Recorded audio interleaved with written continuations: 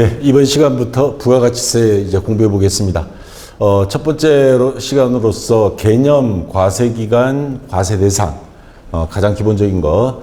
그래서 여러분 교재 294페이지부터 303페이지까지고요.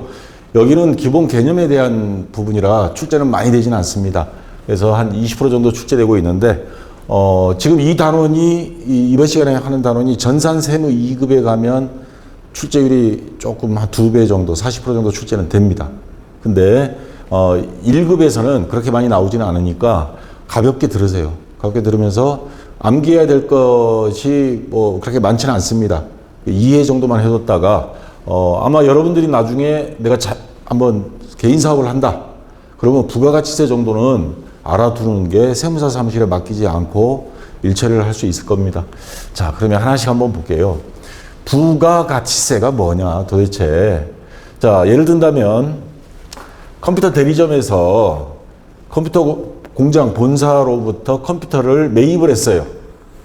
자, 컴퓨터 한 대 30만 원, 부가세 3만 원에서 33만 원에 매입을 해서 소비자한테는 80만 원의 부가세 별도 해서 88만 원에 판매를 했습니다.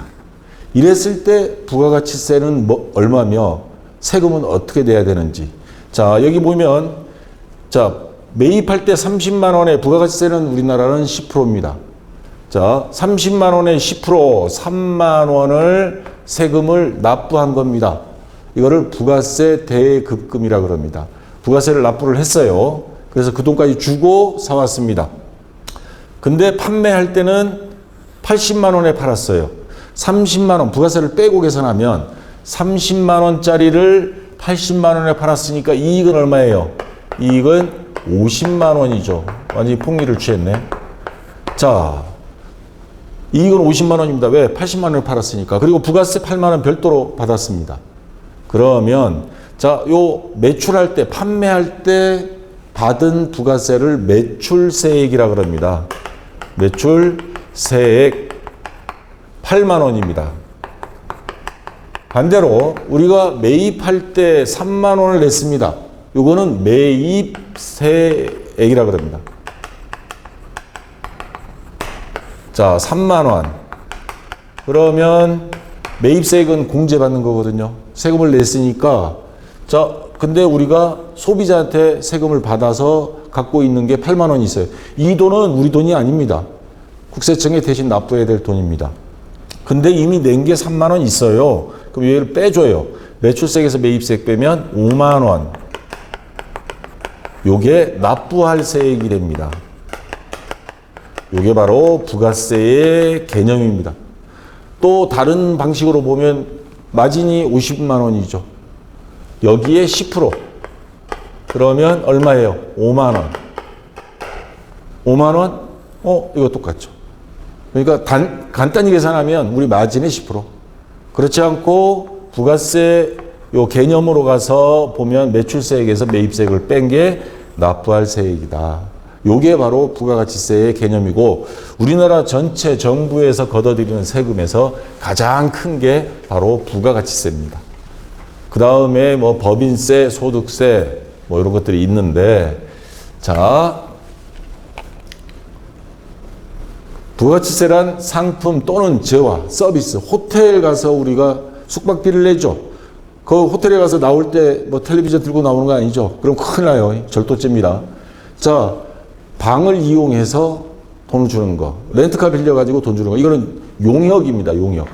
자, 물건을 사고 파는 게 아니고 서비스를 제공하는 거, 상품 또는 재화의 거래나 서비스, 용역이 제공 과정에서 얻어지는 이익을 부가가치 이렇게 한자로 씁니다. 마진에 대하여 과세하는 세금이며 사업자가 납부하는 부가가치세는 매출세액에 의해서 매입세액을 차감하여 계산한다. 아까 설명한 거죠. 매출세액 아까 8만 원, 매입세액 3만 원 해서 자, 5만 원. 그 마진의 10%입니다. 자, 이렇게 나온 게 부가가치세고요. 자, 부가가치세는 지금 규제는 없는데 전문적으로 들어가면 납세자와 담세자 이렇게 이야기합니다. 납세자는 세무서에 신고해서 납부하는 사람. 그러니까 물건을 판매하는 아까 컴퓨터 대리점이 납세자가 되고요. 담세자, 부가세를 최종적으로 낸 사람은 누구예요? 바로 여러분들이죠. 컴퓨터를 사간 사람. 최종 소비자가 부가세를 납부하는 겁니다. 나는 부가세 못 내요 하면 물건 안 팝니다. 자, 우리나라는 거의 다 부가세 포함. 엄마 뱃속에 있을 때부터 부가세는, 물론 병원은 부가세는 면세 사업자니까 안 하지만, 자, 분유 같은 거, 뭐 이런 거 전부 다 부가세가 있습니다. 공산품이기 때문에. 죽을 때까지 부가세는 납부합니다. 자, 이렇게 최종 소비자가 부담한 부가세를 사업자가 세무서에 납부하는 것이다. 그래서 납세자는 사업자, 그 다음에 부담하는 담세자는 최종 소비자입니다. 자, 사업자는 부가가치세를 소비자한테 받아서 납부해야 될 의무가 있습니다. 그래서 아까 설명드린 거고요. 자, 그 다음 과세기간. 부가가치세를 그러면 신고하고 납부하고 이런 과정이 있는데 이게 업종별로 좀 다릅니다. 그 업종이라기보다는 사업 규모마다. 자, 법인, 삼성전자 같은 주식회사가 있는가 하면 그 다음에 개인 사업자가 있고 또 영세 사업자가 있습니다. 자, 그래서 우선 보시면, 자, 법인 사업자부터 먼저 이야기하겠습니다. 규모가 좀 있어요. 그러면 법인 사업자, 법인 다 들어. 1년에 4번 신고합니다. 자, 1월 1일부터 6월 31일까지를 제1기라 그러고요. 7월 1일부터 12월 31일까지는 제2기라 그럽니다. 자, 그리고 1기를 다시 두 개로 나눠요. 예정신고, 확정신고. 자, 3개월씩 이렇게 돼 있습니다. 그 다음에 2기도 예정신고, 확정신고, 또 3개월씩 놀아서 3, 4, 12, 12달을 3개월씩 4개로 쪼개놨습니다. 자, 그러면 개인 사업자는, 법인 사업자는 4번 다 신고해야 되지만, 개인 사업자는 확정신고 때만 6개월에 한 번 신고하면 됩니다. 개인 사업자. 그 다음에 제2기에 가서 12월 31일까지 한 거를 그날 신고하기는 힘들죠, 시간적으로. 그 다음 달 25일까지, 1월 25일. 그 다음에 6월 30일까지는 7월 25일까지 신고 납부 기간입니다. 자, 이렇게 부가가치세 신고 과세 기간은 정해져 있고요. 자, 법인 사업자는 1년에 4번, 개인 사업자는 2번. 자, 이렇게 돼 있다는 거. 뭐 이거는 어렵지 않겠죠, 여러분들. 3, 4, 12 하면 쪼개면 되니까. 자, 그 다음 세 번째, 아주 영세 사업자가 있다 그랬죠? 그 기준은 간이 과세자라 그러는데 연 4,800만 원 이하, 연 매출액이 4,800만 원 이하입니다. 그러면 월 400만 원. 주로 식당 같은 데들이 들어가겠죠? 월 400만 원도 못 팔아요. 그러면 이 사람들에 대해서 신고 납부해라 계속 괴롭히면 안 되겠죠. 그래서 이 사람들은 1년을 과세 기간으로 해서 1월 1일부터 12월 31일까지 판매한 거에 대해서 그 다음 해 1월 25일까지 한 번만 신고하면 됩니다. 자, 간이 과세자 해서 연간 4,800만 원 이하. 자, 요거 3,600에서 점점 올라가고 있어요. 왜냐? 물가가 오르니까. 아마 몇 년 있으면 요것도 올라갈지도 모르겠습니다. 자, 개인 간이 사업자고요. 그 다음, 여러분들 사업을 하다 보면 중간에 신규 개업할 때도 있고 폐업할 때도 있습니다. 그러면 내가 언제부터 언제까지 번 거를 신고해야 되느냐? 자, 예를 들어서 사업 개시일이 6월 30일이다. 그러면 중간에 걸쳐 있어요. 6월 30일은 너무 딱 떨어지니까 8월 1일이라고 하겠습니다.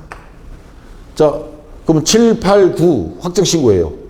7, 8, 9인데 8월 1일이니까 그 날이 속하는 과세 기간 7, 8, 9, 9월 30일까지. 원래는 7월 1일부터 7, 8, 9, 3개월 요게 확정 제2기 예정 신고 기간인데 중간에 8월 1일 날 개업을 했어요. 그럼 요때부터 9월 30일까지 8, 9 두 달치만 신고 납부하면 됩니다. 자, 반대로 중간에 폐업을 했어요. 그러면 만약에 예를 들어서 8월 1일 똑같이 폐업을 했어. 그러면 7월 1일부터 8월 1일까지 요때 7월 1일부터 시작이죠. 2기 예정 신고. 그러면 7월 한 달치 8월 1일까지 하면 한 달 딱 하루가 넘네요. 자, 요것만 과세 기간이 개시일 7월 1일부터 폐업일 8월 1일까지 요것만 과세기간으로 해서 신고하고 납부하고 폐업하면 됩니다. 자, 이렇게 상식적으로 여러분들이 나중에 자영업을 한다 이렇게 알아두시면 되고요. 인터넷 뒤지려고 그러면 시간 걸려요. 자, 그 다음에 과세 대상. 그럼 부가가치세를 어떤 거에 세금을 물리느냐. 그 대상이 사람이 아닙니다. 신고 납부는 사람이 하지만 물건에 대해서 하는 겁니다. 부가가치세 과세 대상은 부과되는 대상, 다시 말해서 판매되는 물건, 재화. 여러분들 편의점에 가서 삼각김밥, 참치 마요네즈 김밥 사면 거기에 부가세, 그 제품이 부가세 대상입니다. 그 다음에 용역의 공급, 이것도 부가세 대상. 예를 들어서 비행기를 탔다. 그러면 비행기를 가져오는 게 아니죠. 의자를 뜯어오는 게 아니고 항공 서비스를 제공받았다. 그러면 그거에 대해서 부가세 10%를 물리는 겁니다. 자, 이게 바로 과세 대상, 이 용어가 이런 뜻입니다. 그 다음에 공급. 시험에 종종 전산세무이익 많이 나오는 게, 자, 어떤 거를 그러면 부가세 공급이라 보느냐. 실질적으로 재화가 공급될 때, 포괄적인 개념으로 봤을 때, 자, 그냥 원론적인 겁니다. 계약 또는 법률상의 모든 원인에 의한 것. 물론 편의점 가면 계약은 안 하고 카드 주고 받고 이렇게 하는 거죠. 재화를 인도할 때. 또 대가가 반드시 수반이 되는 게 기본 원칙입니다. 그 다음 국내에서 공급하는 제품에 대해서 부가세를 부과한다는 거. 자, 근데 나번에 가면 재화의 간주 공급, 이게 세무이급에서는 시험에 거의 80% 90% 나옵니다. 간주 공급. 보통 보편적인 편의점 가서 사고 뭐하고 돈 주고 받고 대부분이 그겁니다. 90몇 %가. 근데 단 예외적인 것들이 있어요. 출제위원도 예외적인 걸 좋아합니다. 간주 공급. 이게 무슨 말이냐 하면, 김 부장님 우리 회사 제품을 개인적으로 사용하려 하는데요. 재화를 정상적으로 판매하지 않고 반출하는 경우 실질적인 경제적인 효과. 이 사람은 다른 데 가서 사든 회사 물건을 가져가든 경제적인 효과는 있어요. 이거를 간주 공급. 근데 회사 입장에서는 정상적으로 판매한 게 아니에요. 그럼 부가세 신고에서 빠지겠죠. 직원들한테 보너스로 옛날 LG전자에서는 밥통을 준 적이 있어요. 자, 그럴 경우에 직원들은 다른 데서 사나, 내가 냉장고를 받나, 밥통을 받나, 상관없어요. 밥솥을 받나. 근데 회사 입장에서는 돈으로 줘야 될 거를 물돈으로 줬다. 그러면 이런 거를 매출로 간주해서 부가세를 납부하라 그럽니다. 왜? 팔지도 않았는데. 왜냐하면 이 제품을 사오면서 아까 매입세액이 있었죠. 매입세액이 있으면 아까 마이너스 30원 있었죠. 요거는 부가세 돌려받는 거예요. 아니면 공제받는 거. 근데 매출세액이 있었죠. 팔아야 매출세액이 80원이었어요. 그러면 요거 30원 빼면 50원 세금을 내야 되는데 팔지를 않고 딴 데 써버리는 거예요. 그러면 원래는 요거 내야 되는 세금 안 내고 30원은 환급받아요. 그러면 국세청에서는 이거 놔두면 이렇게 장난치는 경우들이 많을 수 있거든요. 그래서 야, 안 돼. 이것도 간주 공급. 매출로 본다. 간주한다. 의제 공급이라고 용어도 씁니다.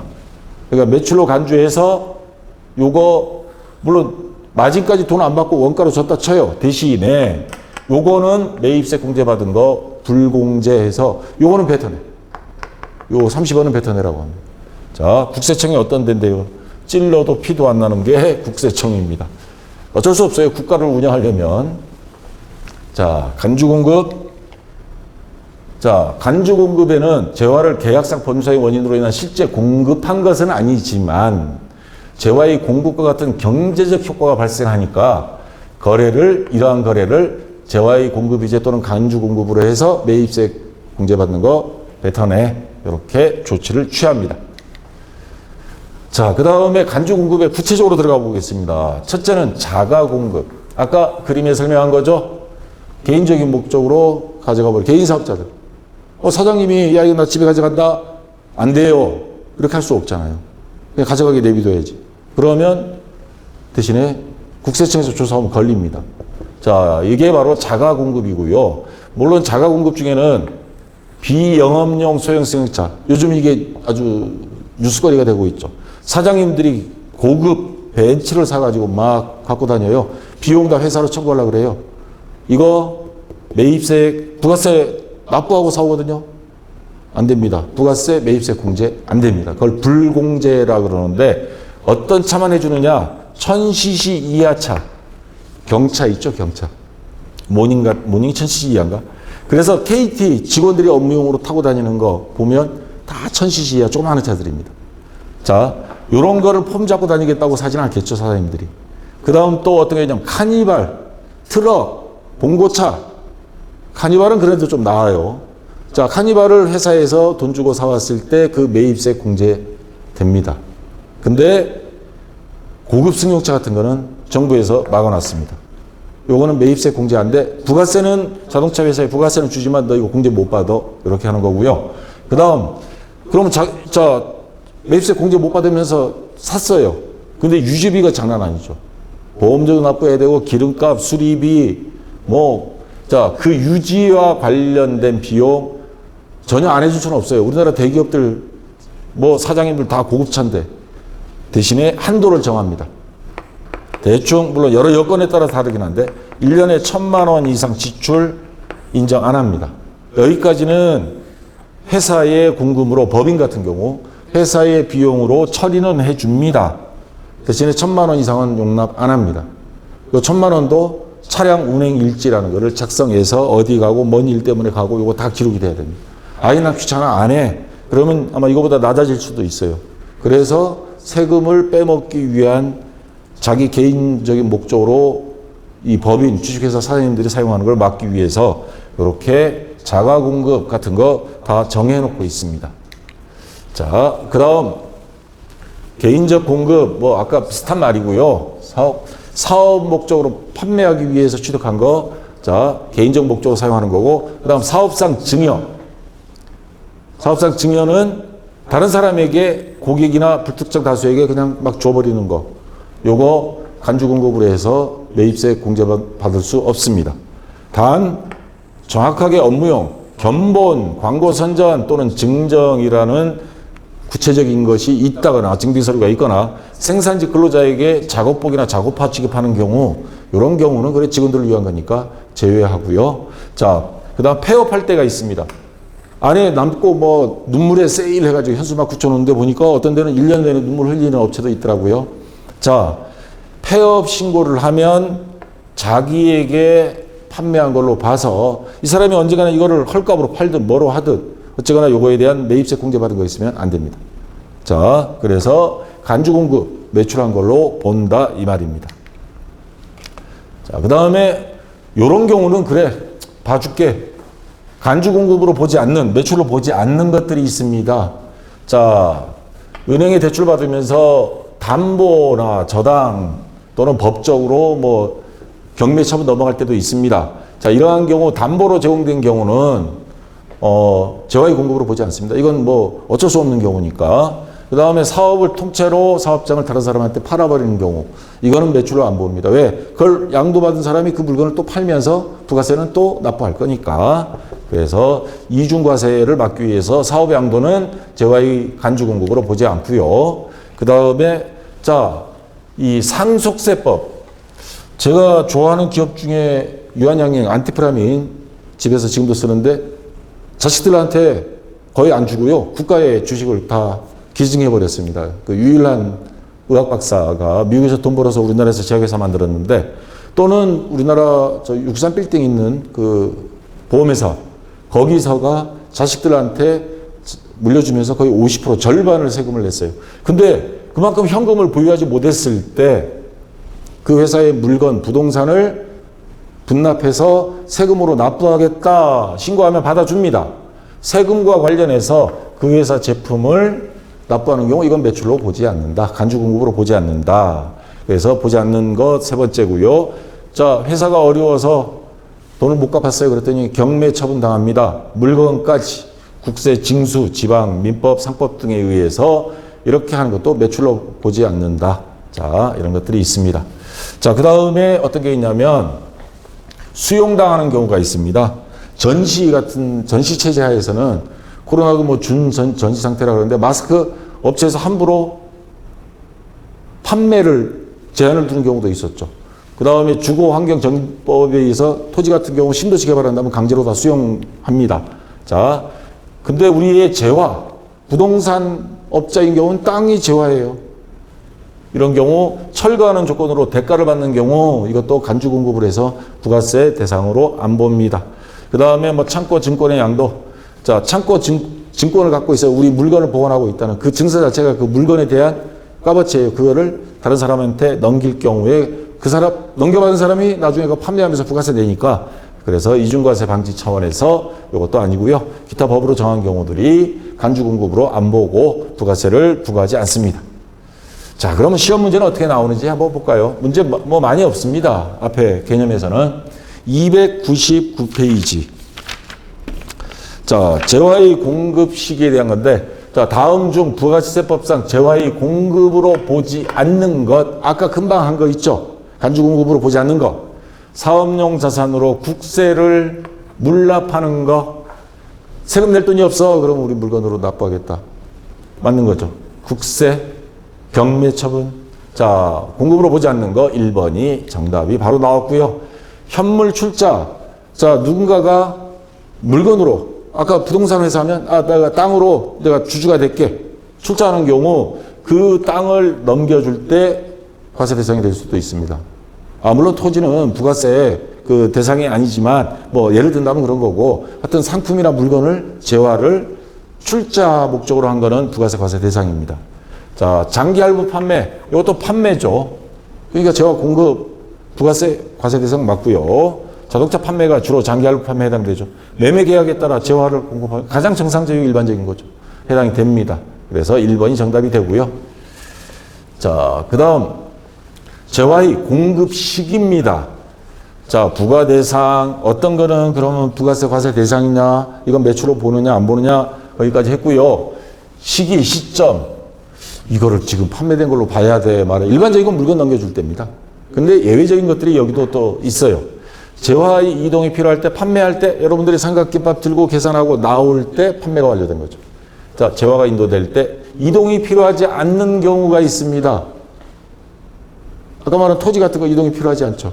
그런 경우는 이용 가능하게 된 때, 뭐 이 두 가지 적용할 수 없을 때는 재화의 공급이 뭐 계약서 등에 의해서 확정될 때, 자, 이게 가장 기본적인 원칙인데, 자, 세부적으로 들어가 보면 현금 또는 뭐 신용카드 들어가고요. 외상, 할부 판매의 경우에는 재화가 인도되거나 이용 가능할 때 가장 일반적이고 보편적인 경우죠. 자, 또 특이한 경우들이 상품권이 있습니다. 요거는 시험에 간혹가다 나오고 있습니다. 상품권을 판매할 때냐? 아닙니다. 근데 뭐 12월 달에 팔았어요. 근데 내년 1월 달에 상품권 들고 신세계 백화점 상품권 들고 왔어요. 그거는 그 다음에 1월이 판매로 봐야 됩니다. 그러니까 2020년에 상품권 12월 초에 팔았는데 상품권 팔았을 때 매출액으로 안 잡고요. 선불로 받은 겁니다. 선불로. 그 다음 해에 2021년도에 그 가지고 와서 물건하고 교환해 줬어요. 그럼 2021년 매출 판매된 걸로 봐서 부가세를 그 해에 냅니다. 재화가 실제로 인도되는 때입니다. 장기 할부 판매. 그냥 할부 판매는 단기고요. 1년 이상. 그러면 각 대가입부 할부금을 받을 때 그때 합니다. 보통 다른 뭐 소득세라든가 다른데 기업회 기준 일반적일 때든 장기 할부 판매도 판매되는 시점으로 보는데 제가 그때 앞에서 설명 약간 했는지 모르겠는데 부가가치세만 다릅니다. 부가가치세는 각 대가의 각 부분을 받을 때, 할부금을 받을 때 부가가치세는 이렇게 적용합니다. 자, 시험에 종종 나왔던 것들이 특히 요 공급 시기에 대해서 일반적인 원칙은 재화를 판매한 때인데 장기 할부 판매일 때는 각 대가 할부금을 받을 때 판매로 잡는다는 거. 그 다음에 무인 자동 판매기, 돈 꺼내는 장면이에요. 돈 꺼낼 때 판매 시점으로 봅니다. 돈 꺼낼 때. 아니, 여기 맨날 앉아가지고 체크할 수가 없잖아요. 돈 꺼내야 얼마 팔았는지 알 수 있기 때문에. 자, 그래서 돈 꺼낼 때를 무인 판매기는 그렇게 하고요. 자, 그 다음에 뭐 뽑기방도 뭐 대표적이겠네요. 돈 뺄 때. 그 다음에 구체적인 기준 네 번째입니다. 조건부 및 기한부 판매. 자, 일단 써보시고 시용 판매라 그런 거 있었죠. 써보시고 오케이 하면 그 조건이 성취될 때 판매가 확정될 때 요때가 공급시기 판매한 시기로 봐서 부가세 세금계산서 발행해야 되는 겁니다. 그 다음에 완성도 지급 기준 또는 중간 기준 이 건설공사 있죠. 금액이 크고 뭐 2년 3년 막 공사해요. 그럴 때는 처음에 착수금 중도금 몇 번 잔금 몇 번 여러분들도 아파트를 살 때 그렇게 내듯이 건설회사는 그 발주한 데는 건설회사에 또 그런 식으로 나눠서 줍니다. 자, 그럴 경우에는 또 전기 같은 경우 수도 어느 만큼 썼는지 알 수가 없어요.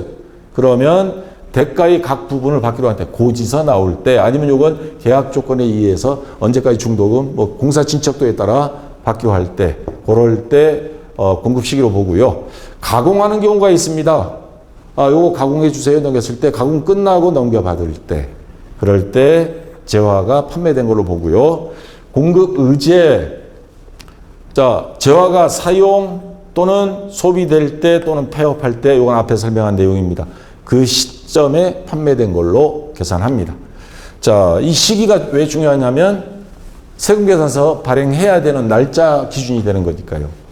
자, 그 다음 8번째 아까 설명한 그림으로 설명한 무인자동 판매기 뽑기방 현금을 인출할 때 뭐 기타의 경우 재화가 인도되거나 인도 가능할 때 또는 계약서 뭐 이거에 따라 합니다.